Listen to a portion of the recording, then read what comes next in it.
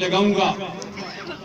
مجھے عزیزم محمد نعیم اطاری نے کہا کہ آپ نے بیان کرنا ہے. گزشتہ سال مفتی عمر فاروق صاحب نے بیان کیا تھا. ہر ایک کا اپنا اپنا انداز تھا. میں مختصراً حاضری لگاؤں گا. ہر ایک کا اپنا اپنا انداز تھا. مفتی انور قریشی صاحب نے خوبصورت انداز میں تمام موضوعات پر گفتگو کر دی ہے. میں کوشش کروں گا جو باتیں ہو چکی ہیں, جو گفتگو ہو چکی ہے, اس سے ہٹ کے بات کروں. حاضرین و ناظرین علماء کرام بھی بیان کریں گے. احسان الحق قریشی صاحب مجھے دعوت دے رہے تھے کیونکہ ان کے پیچھے نسبت کے حوالے سے میاں داؤد نقشبندی صاحب بیان کر رہے تھے نسبت کے حوالے سے, کیونکہ ان کے نام کے بھی 9 حروف ہیں اور طیب میلادی کے نام کے بھی 9 حروف ہیں اور بوریا وال کے بھی اسی طرح, اور حضرت سبزی بالا پیر کے 10 ہیں. اگر 9 سے 10 ہو جائے تو پھر کوئی بات نہیں, بھر کر نسبت کے حوالے سے معاذ کروں گا. الحمدللہ العظیم ہم سارے نسبت والے ہیں. کسی کی نسبت گولڈا شریف کے ساتھ ہے, کسی کی نسبت دریا شریف کے ساتھ ہے, کسی کی نسبت گنگور شریف کے ساتھ ہے, کسی کی نسبت اجمیر شریف کے ساتھ ہے, کسی کی نسبت میرا شریف کے ساتھ ہے, کسی کی نسبت چورا شریف کے ساتھ ہے, کسی کی نسبت مولا شریف کے ساتھ ہے. ہم سارے نسبت والے ہیں اور کسی کی نسبت ابو البلاد محمد الیاس قادری صاحب سے. میں اکثر کہا کرتا ہوں اٹک کے عظیم الشان جلسے میں بھی میں نے علماء کرام کو سب کو یہ دعوت دی, سب کو یہ پیغام دیا. ٹھیک ہے, فیض آباد کی دھرتی میں علماء کرام نے مفتی خادم حسین رضوی صاحب کی قیادت میں علماء کرام عوام اہل سنت اور شاکان مصطفیٰ نے تحفظ ناموس رسالت کے لیے عظیم قربانی دی ہے. لیکن میں سمجھتا ہوں ان سب قربانیوں سے بڑھ کر عظیم قربانی جید عالم دین عالم بعمل ابو البلاد محمد الیاس قادری صاحب دے رہے ہیں, جو تحفظ ناموس رسالت کے لیے صرف اس پاکستان میں نہیں بلکہ 200 ممالک تک مدنی چینل کے ذریعے سے قال اللہ قال الرسول کی آواز بلند ہو رہی ہے. سبحان اللہ. الحمدللہ العظیم میں آپ حضرات سے بھی یہ درخواست کروں گا کہ مدنی چینل دیکھا کریں, علماء کرام کے بیانات سنا کریں. بڑا یہ دور بڑا نازک دور ہے. سرکار نے فرمایا صبح مسلمان ہوگا شام کو کافر ہوگا. یہ بڑا نازک دور ہے اور اس نازک دور میں آپ کو بھی یہ بھی میں پیغام دوں گا میلاد مصطفیٰ منانے والوں. سرکار نے فرمایا اتقوا الشح فإن الشح حلق. ترمذی شریف کی حدیث ہے. فرمایا بخیلی سے بچو, بخیلی تمہیں ہلاکت تک پہنچا دے گی. الحمدللہ آج عالیان بوریا وال والوں کو دیکھ کر دل خوش ہو رہا ہے, مسرور ہو رہا ہے کہ الحمدللہ یہ سارے سرکار کے دیوانے ہیں. ان میں بخل نہیں ہے. بچے سے لے کر بزرگ تک ہر زبان پر یہ آواز ہے کہ آج میلاد نبی ہے. کیا سہانا نور ہے اور آ گیا وہ نور والا جس کا سارا نور ہے. مجھے محمد نعیم اطاری صاحب کہہ رہے تھے میلاد مصطفیٰ کے حوالے سے کیا صحابہ کرام رضوان اللہ تعالیٰ علیہ مجمعین نے میلاد مصطفیٰ منایا کہ نہیں. میں صحابہ کرام رضوان اللہ تعالیٰ علیہ مجمعین یہ تو بعد کی بات ہے. مفتی محمد انور قریشی صاحب سرکار عبد کرام صلی اللہ علیہ وسلم کی میلاد کے حوالے سے حضرت عیسیٰ روح اللہ نے جو میلاد منایا تھا اس کا حوالہ دے رہے تھے. قرآن مجید میں بھی حوالہ تیسرے پارے میں وَإِذَا أَخَذَ اللَّهُ مِيثَاقَ النَّبِيِّينَ, اللہ تبارک و تعالیٰ نے روز اول میں میلاد مصطفیٰ منایا. لیکن میں نے جو قرآن مجید فرقان حمید کی ایک آیہ مقدسہ نہیں, آیہ مقدسہ کا کچھ حصہ تلاوت کی کرنے کا شرف حاصل کیا ہے. اللہ فرماتا ہے ربنا وبعث فیہم رسولا. سبحان اللہ. اس کی متعلق فرماتا ہے حضرت ابراہیم خلیل اللہ میرے اور آپ کی آقا انعامدار صلی اللہ علیہ وسلم کی جد امجد حضرت ابراہیم خلیل اللہ اسماعیل نبی اللہ اللہ کا پیارا پیارا گھر خانہ کعبہ تعمیر کرنے کے بعد رب ذوالجلال کی بارگاہ میں دعا کرتی ہے. آج سے 5,500 سال پہلے دعا کر رہے ہیں.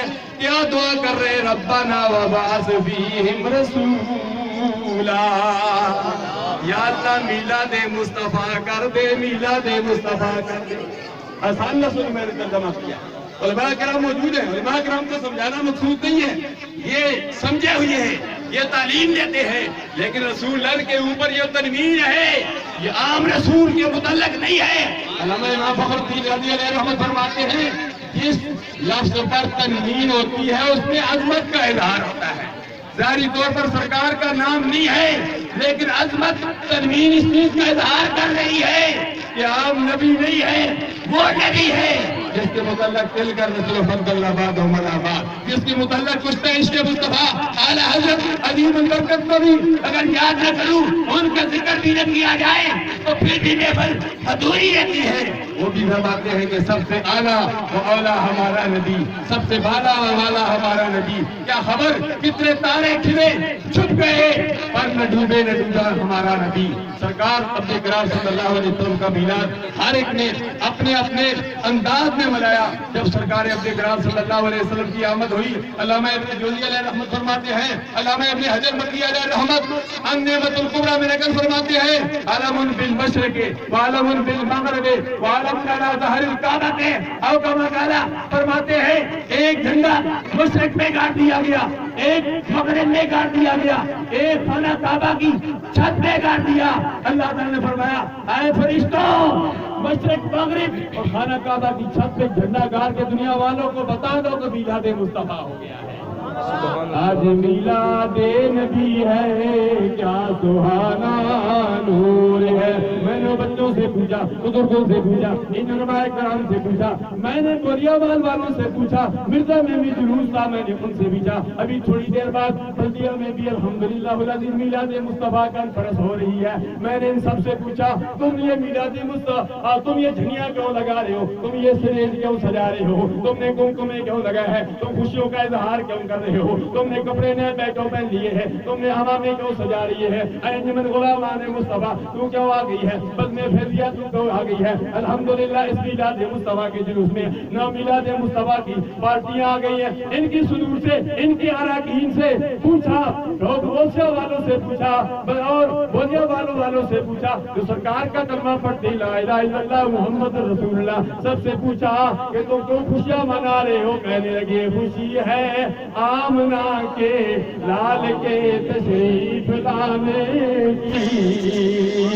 سرکار عبد کرام صلی اللہ علیہ وسلم کی آمد ہوئی ہے، اس لیے ہم خوشیاں منا رہے ہیں۔ ہم کیوں نہ خوشیاں منائیں، ہم کیوں نہ میلاد مصطفیٰ منائیں۔ رب ذوالجلال نے بھی میلاد مصطفیٰ منایا، اللہ کے نبیوں نے بھی میلاد مصطفیٰ منایا۔ ابراہیم خلیل اللہ کی میں بات کر رہا تھا، ابراہیم خلیل اللہ میلاد مصطفیٰ مناتے ہیں۔ ربنا وابعث فیہم رسولا، یا اللہ عظمتوں والا، شان والا رسول مبعوث فرما دے۔ اس موقع پر ایک بات میں ضروریات کرنا چاہتا ہوں، اللہ ابراہیم خلیل اللہ نے فرمایا یا اللہ عظمتوں والا، شان والا رسول مبعوث فرما دے۔ وہ عظمتوں والا، وہ شان والا رسول آیا۔ بیت المقدس کا میں ذکر نہ کروں تو پھر بھی جو ہے میرا مجھے تسلی نہیں ہوگی۔ اللہ عظمتوں والا رسول بیت المقدس کی طرف 16 مہینے تک عظمتوں والے رسول رخ کر کے نماز پڑھا کرتے تھے۔ 16-17 مہینے تک آپ نے نماز پڑھی۔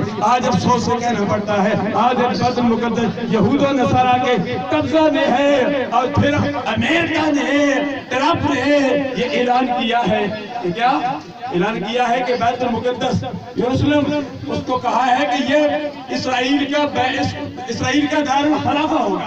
جیسے ہمارے پاکستان میں دارالخلافہ اسلام آباد ہے، اس طرح انہوں نے بیت المقدس جو جگہ کو دارالخلافہ بنایا ہے۔ میں گوریابال کے اس عظیم الشان جلوس میں آپ تمام حضرات سے ہاتھ اٹھا کر کے آپ تمام حضرات سے یہ تائید لینا چاہتا ہوں کہ ہم بیت المقدس اور مقدس جو جگہ ہے جہاں میرے اور آپ کے آقا نے اپنا رخ انور کر کے نماز پڑھی ہے، جو امریکہ نے، ٹرمپ نے اعلان کیا ہے، میں اس کی مذمت کرتا ہوں، اور ہم اس مطالبے کو نہیں مانتے ہم اس مطالبے کو نہیں مانتے۔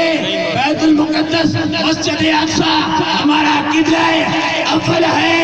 الحمدللہ وہ دن دور نہیں کہ اللہ تبارک و تعالیٰ سلطان صلاح الدین ایوبی جیسا بادشاہ بھیجے گا جو بیت المقدس کو آزاد کرے گا۔ اگر خانہ کعبہ کو بچانے کے لیے اللہ تبارک و تعالیٰ فجعلہم کعصف مأکول ابابیل کو بھیج کے اپنا گھر بچا سکتا ہے تو بیت المقدس کو بھی بچا سکتا ہے۔ ہم رب کی بارگاہ میں بھی عرض کرتے ہیں یا اللہ میلاد مصطفیٰ کے توسل سے بیت المقدس کی بھی حفاظت فرما اور اولیاء ولی اول کو دن دگنی رات چگنی ترقی عطا فرما، آمین ثم آمین وما علیہ۔ ماشاءاللہ، جزاکم اللہ و احسن الجزا۔